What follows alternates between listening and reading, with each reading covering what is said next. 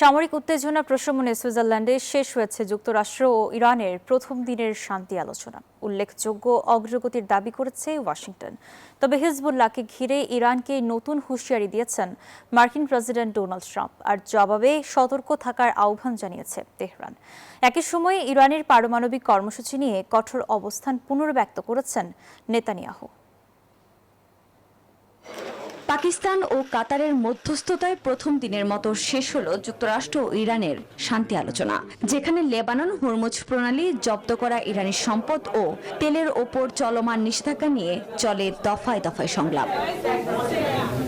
প্রথম দিনের সংলাপ শেষে উল্লেখযোগ্য অগ্রগতির দাবি করেন মার্কিন ভাইস প্রেসিডেন্ট জেডি ভ্যান্স। আলোচনা এগিয়ে নিতে সোমবার দ্বিতীয় দিনের বৈঠকে বসবেন দুই দেশের উচ্চ পর্যায়ের প্রতিনিধি দল। তবে শান্তি আলোচনার মাঝেও থেমে নেই ট্রাম্পের হুমকি ধামকি। আবারও ইরানে হামলার হুঁশিয়ারি দিলেন তিনি। বলেন, হিজবুল্লাহকে না ঠেকালে বোমার শব্দে কাঁপবে তেহরান। তবে এর পরপরই ট্রাম্পকে পাল্টা হুমকি দিয়েছেন ইরানের স্পিকার বাঘের গালিবাফ।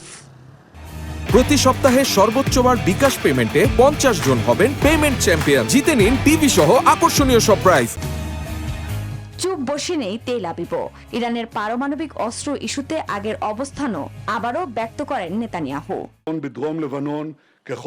আমি থাকতে ইরানের হাতে কখনোই পারমাণবিক অস্ত্র থাকবে না।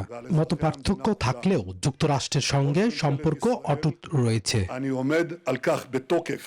এদিকে ইরান যুক্তরাষ্ট্র সংলাপ এগিয়ে নিতে লেবানন থেকে ইসরায়েলি সেনা প্রত্যাহারে চাপ বাড়াচ্ছেন মার্কিন প্রশাসন। তবে যতদিন প্রয়োজন দক্ষিণ লেবাননে অবস্থান করবে বলে সাফ জানিয়েছে আইডিএফ।